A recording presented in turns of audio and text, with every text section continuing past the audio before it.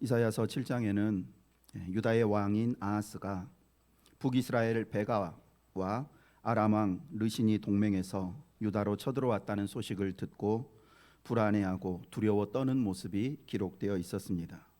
그때 하나님은 이사야 선지자를 아하스 왕에게 보내서 걱정 말라고, 그들은 연기나는 두 부직갱이 그루터기에 불과하다고, 이제 그들은 금방 꺼져간다고, 두려워 말고 낙심하지 말라고 안심시키면서 승리의 약속을 해주셨습니다. 그러면서 혹시라도 내 말을 믿지 못하겠거든 무슨 징조라도 구해보라고 하셨습니다. 그러나 아하스는 나는 여호와를 시험하는 그런 징조를 구하지 않겠다라고 거절했습니다.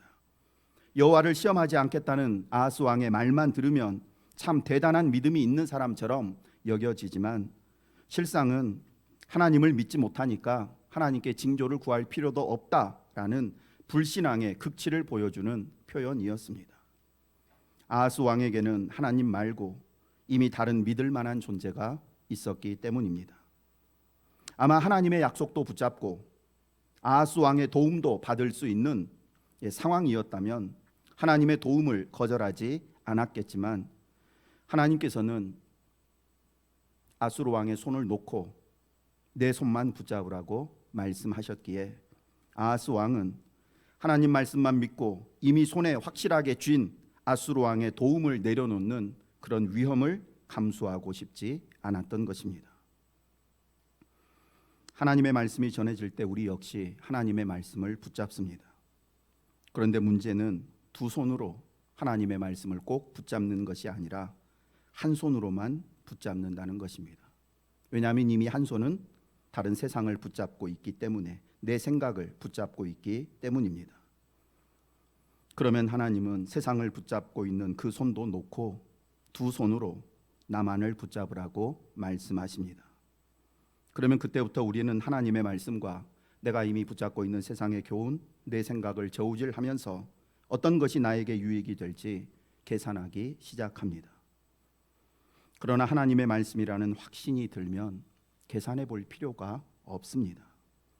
왜냐하면 나보다 더 정확하시고 표현이 그렇지만 똑똑하신 하나님이 이미 다 계산을 끝낸 다음에 우리에게 너는 이것을 선택하라고 말씀하셨기 때문입니다. 그런데 우리는 하나님을 온전히 믿지 못하기 때문에 하나님이 하신 말씀을 다시 우리의 경험, 가치관, 생각 속에서 재검토를 하게 되고, 그러다가 결국은 거의 언제나 마귀가 원하는 결론만을 맺게 됩니다. 이사야 8장은 크게 세 부분으로 구성되어 있는데, 먼저 1절부터 4절 말씀에는 하나님의 약속을 믿지 못하고 아수르를 의지하고자 했던 아하스 왕에게 아람과 북이스라엘의 멸망을 다시 한번 확신시켜 주시기 위해서 또 다른 징조를 보여주겠다는 말씀이 기록되어 있고, 5절부터 15절 말씀에는 그럼에도 하나님의 약속을 믿지 못하고 아수르를 의지하는 남유다가 결국은 자기가 의지했던 아수르로 인해서 끔찍한 고통을 받게 될 것이라는 사실, 그럼에도 하나님은 다윗의 혈통인 남유다가 궁극적으로는 보존될 수 있도록 남은 자의 은혜를 베풀어 주실 것이라는 사실, 그리고 이사야 선지자를 비롯해서 유대 땅에 있는 소수의 경건한 성도들에게 심판받아 멸망당할 남북 이스라엘의 패역한 사람들의 길을 절대 따르지 말고 끝까지 하나님만 경외하며 하나님만 두려워하라는 권면의 말씀이 중간 부분에 기록되어 있습니다. 그리고 마지막 16절부터 마지막 말씀에는 하나님께서 이사야에게 주신 모든 예언의 말씀을 다 봉인하라라는 명령과 함께 그동안 거짓 예언을 구하고 우리에게 듣기 좋은 소리를 들려달라고 이야기했던 모든 사람들이 결국은 파멸에 이르게 될 것이라는 경고의 말씀이 기록되어 있습니다. 이제 이러한 내용을 좀 더 자세히 살펴보면서 하나님께서 우리에게 주시는 교훈의 말씀을 듣겠습니다. 말씀드린 것처럼 1절부터 4절 말씀은 지금 남유다를 공격하고 있는 북이스라엘과 아람의 연합군의 공격이 실패로 끝날 것이라는 사실이 예언되어 있습니다. 먼저 1절 2절은 하나님께서 이사야에게 큰 서판을 가져다가 그 위에 마엘살랄 하스바스라고 기록한 다음에 두 명의 진실한 증인을 세우라라는 말씀이 기록되어 있습니다. 큰 서판에다가 문자를 기록해서, 이건 철필로 이렇게 새기는 거거든요.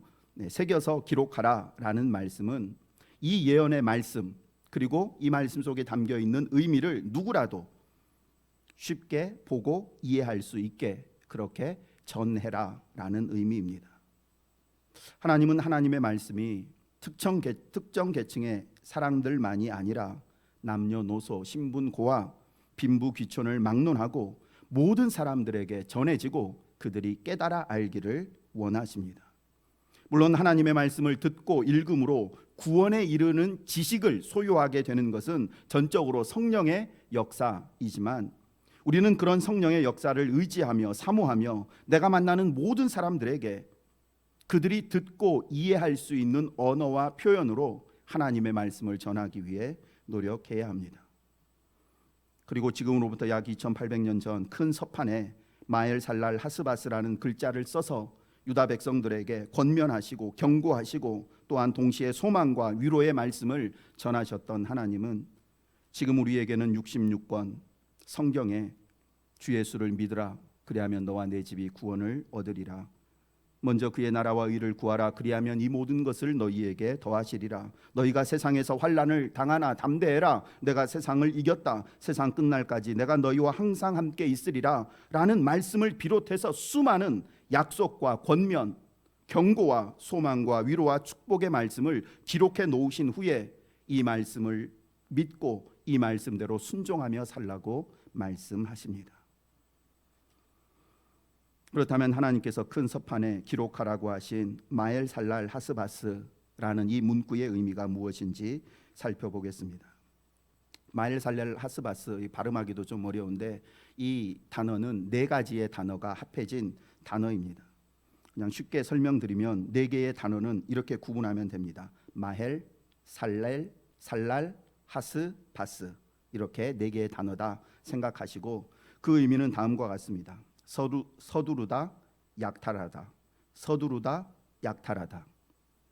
즉 앞에 있는 마헬과 그것도 중간 세 번째에 있는 하스, 이 두 단어는 속도가 굉장히 빠르다라는 뜻을 지닌 단어입니다.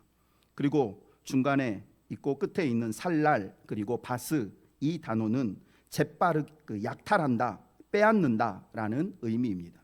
앞에 있는 단어들은 재빠르게, 신속하게, 그리고 뒤에 있는 단어는 약탈한다라는 이 두 단어가 합쳐져서 결국 마엘살랄 하스바스라는 단어는 빠르게 약탈한다라는 의미를 이중으로 두 번 강조해서 표현한 단어라는 것을 알 수 있습니다. 이는 지금 이스라엘을 공격하고 있는 북이스라엘과 아람이 신속하게 약탈당해서 결국은 패망할 것이다 라는 이 하나님의 약속이 반드시 성취될 거라는 것을 두 번 반복해서 보여주시는 것입니다. 그리고 2절에서는 모든 백성이 누구나 다 공적으로 인정하는 제사장 우리야와 왕실의 고위 관료인 스가랴를 증인으로 세워서 증언하게 하라라는 말씀이 기록되어 있는데 무엇을 증언하게 하라라는 말씀인가 하면 이제 곧 하나님의 예언대로 북이스라엘과 아람이 아수르에 의해서 패망하게 될 텐데 그 패망은 우연이나 아니면 아수르가 워낙 막강해가지고 이 두 나라가 패망한 것이 아니라 하나님의 예언과 하나님의 섭리에 따라서 이 일이 이루어졌다라는 사실을 증언하게 하라라는 것입니다. 여기에 써져 있는 이 글자를 나중에 보여주면서 봐라, 이거는 몇 년 전에 하나님께서 예언으로 주신 말씀, 이사야 선지자 독단적으로 한 게 아니고 나도 이 사람도 증인으로 들었던 말씀이다라고 이스라엘 백성들에게 증언을 하게 하라는 것입니다. 이어 3절과 4절에서는 이사야가 낳게 될 아들의 이름까지 약탈이 빠르게 일어날 것이라는 뜻을 지닌 마엘살랄 하스바스라고 지으라고 말씀하시므로 아들의 이름을 통해서도 하나님의 예언이 선포되게 하셨습니다. 즉 이사야가 아들에게 붙인 이름은 북이스라엘과 아람의 패망을 알리는 예언의 이름이며 동시에 온 세상 역사의 주관자는 오직 하나님이시라는 사실을 증거하는 증거의 이름이었습니다. 아마 이사야의 아들 마엘살랄 하스바스는 평생 이 이름으로 사람들로부터 불리면서 이 이름 속에 담긴 하나님의 뜻을 전하는 삶을 살았을 것입니다. 물론 이런 이름을 지니고 산다는 것 결코 쉽지 않은 일이었습니다.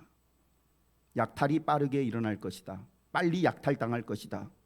내 삶이 누군가에 의해서 빨리 약탈당한 의미든지 아니면 내가 누군가의 삶을 아주 재빠르게 약탈한다는 의미든지 마엘살랄 하스바스라는 이 이름은 사람의 이름으로 사용하기에는 너무나 부적절한 이름입니다.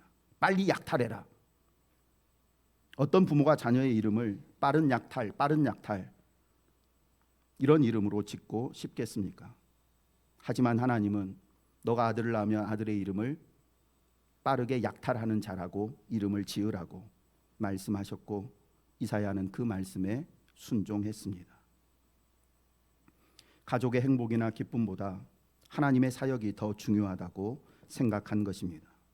실제로 이사야 선지자는 선지자로 부름받은 이후에 개인의 삶, 자존심, 체면 완전히 포기했습니다.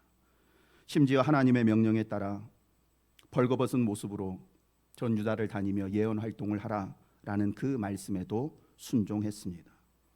이런 충격적인 방법과 모습으로 말씀을 전하지 않으면 그 누구도 하나님의 말씀에 귀를 기울이지 않기 때문에 이사야에게 그 어려운 사명을 맡기시고 순종하라고 하신 것입니다.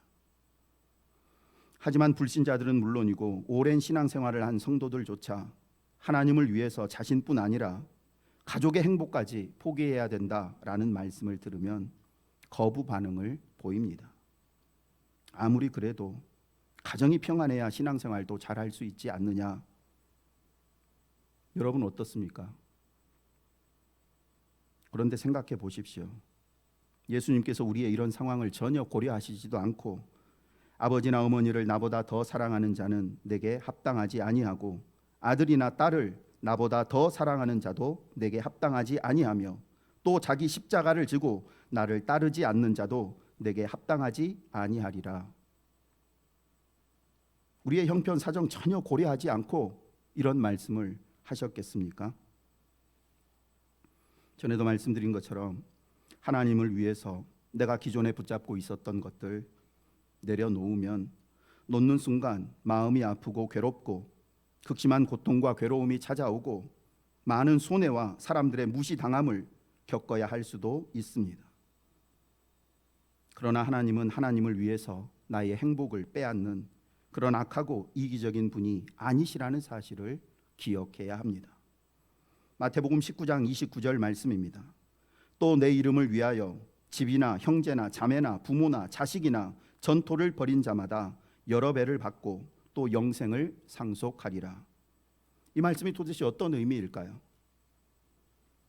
하나님을 위해서 자신의 모든 것을 포기한 사람은 결국 다시 돌려받게 되는데 다시 받을 때에는 처음 포기한 것과는 비교할 수 없이 완전하고 영원한 곳으로 되돌려 받는다는 의미입니다. 우리는 우리의 부모님과 자녀를 누구보다도 사랑하고 아낍니다. 그러나 한번 생각해 보십시오. 내가 내 자녀를 너무나 내 생명보다 더 아끼고 사랑하는데 이 사랑은 나의 사랑입니다. 부모인 나의 연약하고 어떤 면에서 또 이기적일 수 있는 불완전한 사랑으로 내 자녀를 사랑하는 것과 하나님의 완전한 사랑으로 내 자녀를 사랑하는 것, 둘 가운데 무엇이 진정 내 자녀를, 우리 가족을 위한 것일까요? 하나님은 우리가 지금 우리의 가정을, 우리의 가족을 제대로 사랑하고 온전히 사랑하고 있지 못하다고 말씀하시는 것입니다.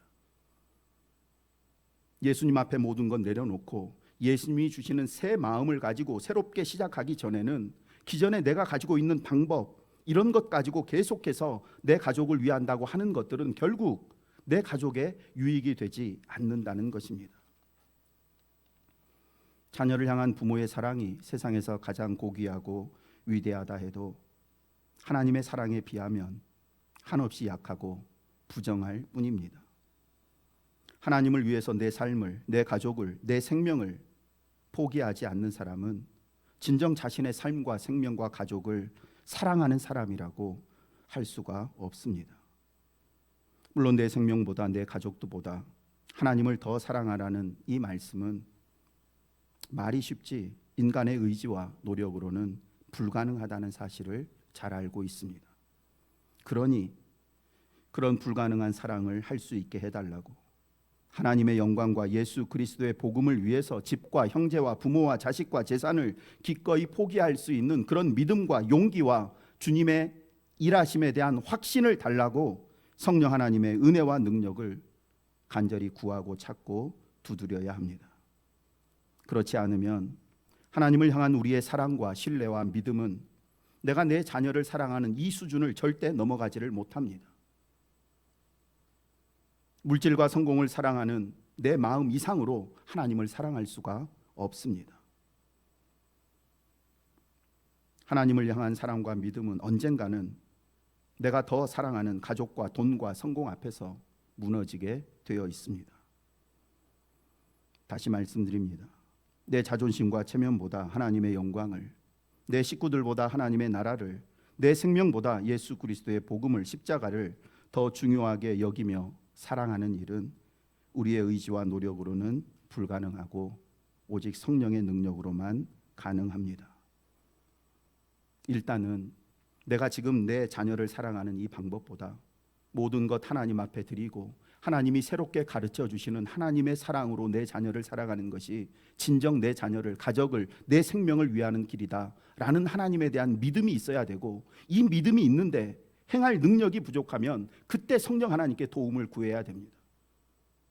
제가 제 자녀를 위한다고 하는 일들이 때때로 실수하고 자녀에게 상처를 주고 언젠가는 자녀의 인생을 망칠지도 모르는 불안함이 있는데, 이런 사랑으로 계속 사랑하지 않고 하나님의 온전한 사랑으로 사랑할 수 있게 해달라고.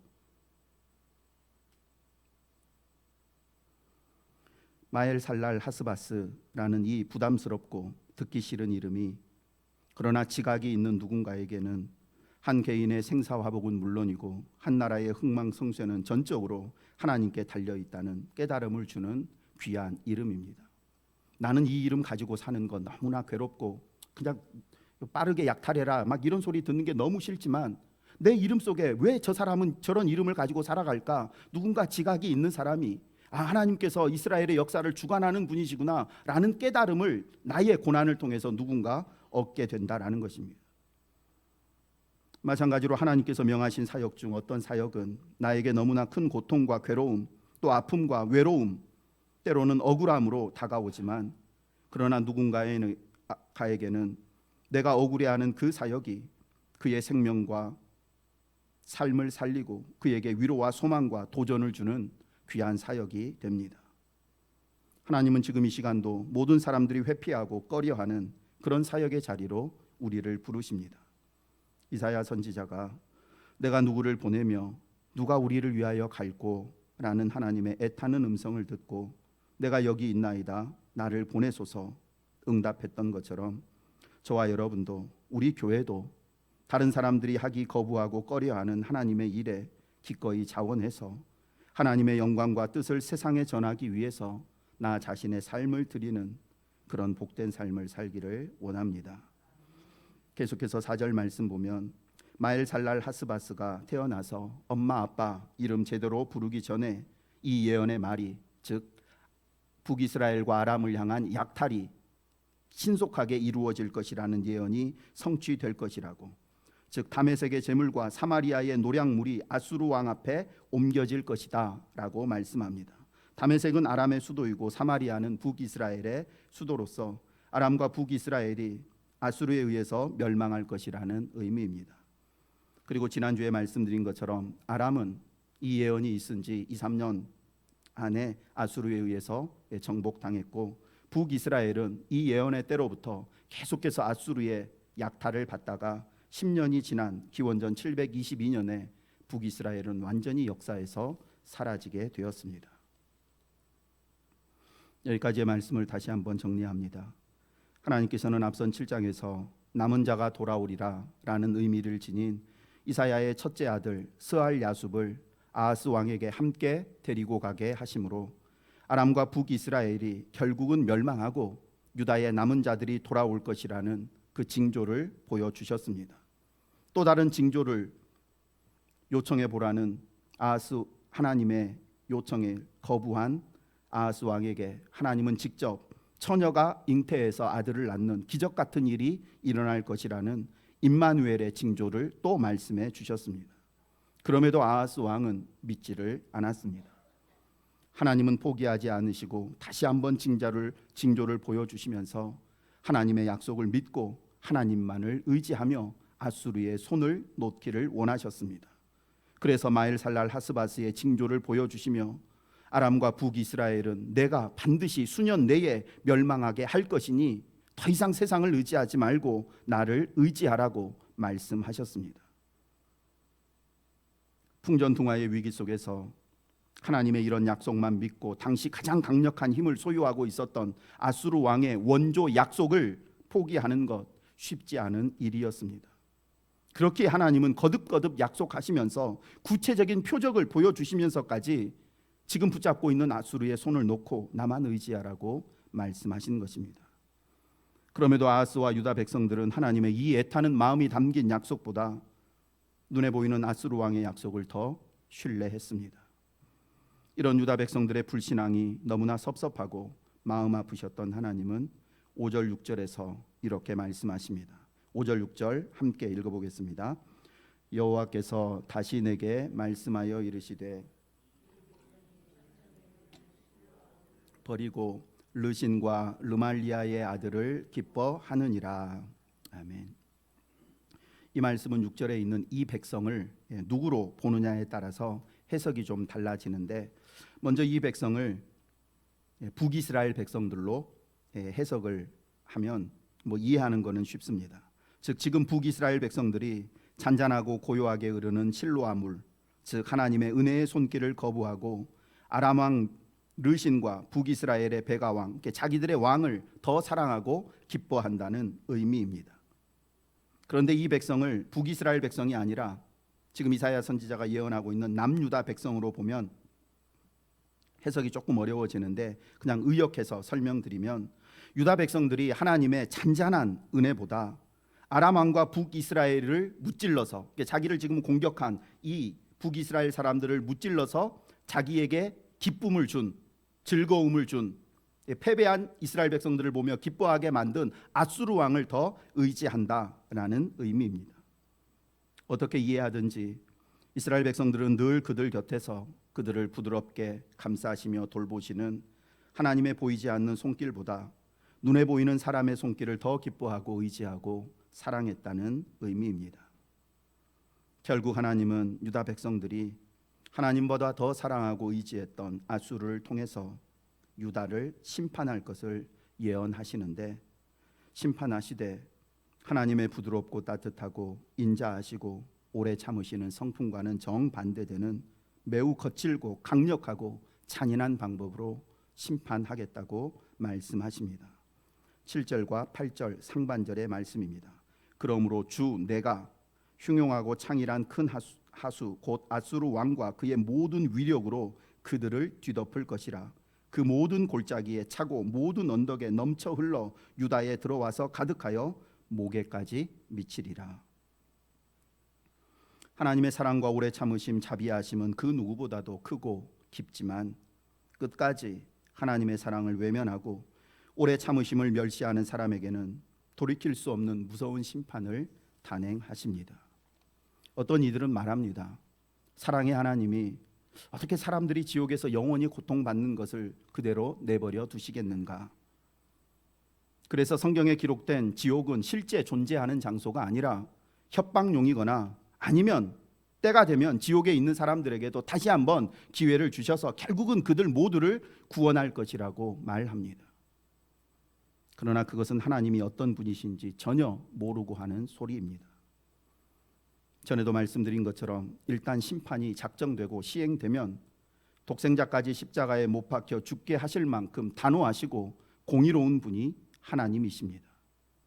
하나님은 결코 한 입으로 두 말 하시지 않습니다.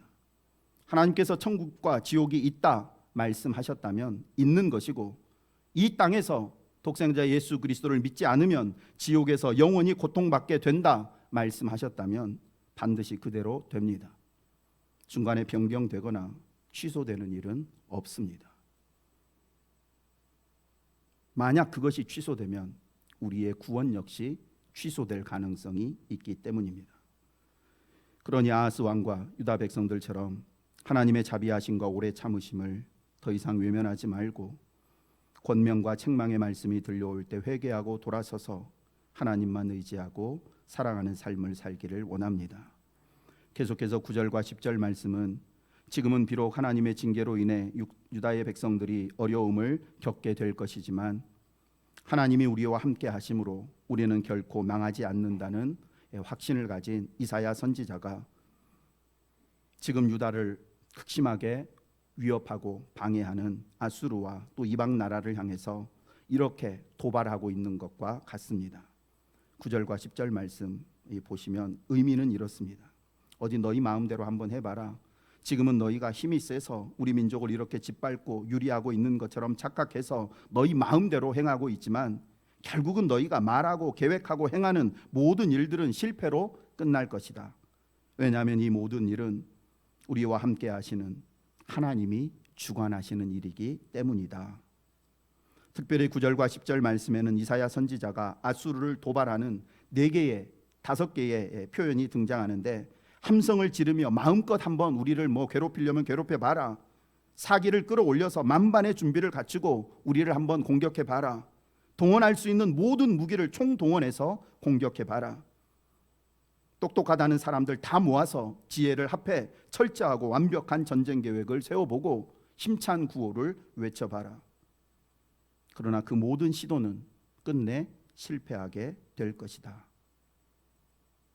아수르의 침공이 성공하지 못하는 이유, 아수르의 침략으로 인해서 유다가 극심한 고난을 받지만 그러나 전멸하지 않는 이유는 하나님께서 유다 백성들과 함께 하시기 때문입니다. 같은 이치로 비록 악하고 잔인한 마귀가 세상이 죄와 사망의 권세가 다양한 방법으로 모양으로 성도들을 핍박하고 유혹하고 고통과 괴로움을 주겠지만 임마누엘 되신 예수 그리스도로 인해서 그들의 모든 시도는 결국 실패로 끝나게 됩니다. 계속해서 11절부터 13절 말씀입니다. 하나님은 이사야 선지자를 향해서 심판과 징계 속에서 절대 놀라지 말고 두려워하지 말고 그 극심한 고통 속에서도 오직 나만을 바라보라고 말씀하십니다. 11절부터 13절 말씀 같이 한번 읽어보겠습니다. 11절부터입니다. 여호와께서 강한 손으로 내게 알려주시며 이 백성의 길로 가지 말 것을 내게 깨우쳐 이르시되 이 백성이 반역자가 있다고 말하여도 너희는 그 모든 말을 따라 반역자가 있다고 하지 말며 그들이 두려워하는 것을 너희는 두려워하지 말며 놀라지 말고 만군의 여호와 그를 너희가 거룩하다 하고 그를 너희가 두려워하며 무서워할 자로 삼으라. 아멘. 이 말씀은 하나님께서 이사야 선지자를 비롯해서 소수의 경건한 백성들을 위로하며 또 권면하는 말씀인데 아수르를 의지하는 아하스 왕의 잘못을 지적하면서 우리가 의지하고 있는 이 아수르를 통해서 언젠가 유다 백성들이 극심한 고난을 받게 될 것이라고 예언하는 이 예언자의 모습이 마치 백성들에게 악담을 하는, 그래서 반역자로 비춰질 수도 있고, 그래서 더 이상 그런 소리 하지 말라고 죽이겠다고 협박하고 위협을 받을 수도 있지만 그런 말에 절대 흔들리거나 두려워하지 말라라는 말씀입니다. 사람들로부터 어떤 오해와 비방의 소리를 들어도 핍박과 고난을 당해도 끝까지 이 모든 것을 주관하고 있는 나만 의지하고 오직 나만을 두려워하라 라는 말씀입니다. 그리고 14절에서는 하나님을 의지하고 경외하며 두려워하는 사람들은 하나님이 내리시는 징계와 심판을 두려워하지 않아도 된다고, 왜냐하면 하나님이 그들의 성소가 되기 때문이라고 말씀합니다. 마치 애굽의 모든 초태생이 죽임당하는 그 무시무시한 재앙 속에서도 어린 양의 피가 칠해진 이스라엘 백성들은 두려워하지 않았던 것처럼 하나님을 두려워하는 사람은 어떤 상황 속에서도 두려움 없이 담대하고 평안할 수 있습니다. 그러나 하나님을 안다고 하나님을 믿는다고 하면서도 하나님을 두려워하지 않고 하나님의 말씀에 불순종하는 모든 사람에게는 무서운 재앙이 임할 것이라고 말씀합니다. 이것이 14절 하반절 말씀의 14절 말씀의 의미입니다. 그가 성소가 되시리라. 그러나 이스라엘의 두 집에는 내가 거치는 돌 걸리는 반석이 되실 것이며 예루살렘의 거민에게는 함정 올무가 되시리라. 하나님을 두려워하며 경외하는 사람들에게는 하나님이 그들의 성소가 되어서 재앙 가운데에서도 보호해 주시겠지만 하나님 대신 사람을 의지하는 이스라엘의 두 집, 즉 북이스라엘과 남유다 백성들에게는 하나님이 그들을 넘어지게 만드는 걸림돌이 되실 것이라고 말씀합니다. 하나님이 이스라엘의 두 집에는 걸림돌이 되신다라는 말씀은 하나님의 백성인 이스라엘이 하나님을 의지하지 않음으로 인해서 하나님으로부터 고난과 징계를 받게 된다는 의미입니다. 그리고 예루살렘의 거민에게는 함정 올무가 되신다라는 의미는 예루살렘 성전이 위치하고 있는 예루살렘 주민이라는 특별한 이 은혜가, 즉 목사 장로라는 직분의 은혜와 평생 신앙생활했다는 모태신앙의 은혜에도 불구하고 하나님의 말씀에 불순종하게 되면 오히려 하나님으로부터 더 큰 책망과 징계를 받게 된다는 의미입니다. 하나님을 믿는 성도는 하나님을 모르는 세상 사람들보다 더 거룩하고 의롭고 믿음과 소망이, 사랑이 가득한 삶을 살아야 하고, 직분자는 은혜를 많이 받았다고 고백한 성도는 이제 막 신앙생활을 시작한 이들보다 더욱 하나님을 의지하고 헌신하며 충성하는 삶을 살아야 합니다. 만약 그렇지 않으면 많이 받은 은혜와 축복만큼 그만큼 더 크고 많은 징계와 고통을 겪게 됩니다. 그러니 목사와 장로와 안수집사, 권사로 부름받고 다른 사람보다 더 많이 기도하고 말씀 보고 예배 드릴 수 있는 은혜를 주신 하나님의 사랑을 기억하면서 더 낮아지고 겸손하고 헌신하고 충성하는 저와 여러분 되기를 원합니다. 끝으로 19절 말씀을 보면 하반절에 산자를 위하여 죽은 자에게 구하겠느냐라는 말씀이 있습니다. 살아있는 자는 누구고 죽어있는 자는 누구일까요? 살아있는 자란 하나님을 믿고 의지하는 사람이고, 죽은 자란 하나님을 믿지 않고 부인하는 사람을 지칭합니다. 즉 살아계신 하나님을 믿는 성도가 어떻게 하나님을 믿지 않는 죽은 불신자에게 도움을 구하느냐라는 의미입니다. 살아계신 하나님이 아닌 이미 죄와 사망으로 심판받은 죽은 세상과 사람을 의지하는 사람은 그 역시 지금 죽은 삶을 사는 것과 같습니다. 예수님께서 사대 교회 책망하시면서 이런 말씀을 하셨습니다. 내가 네 행위를 아노니 네가 살았다 하는 이름은 가졌으나 죽은 자로다.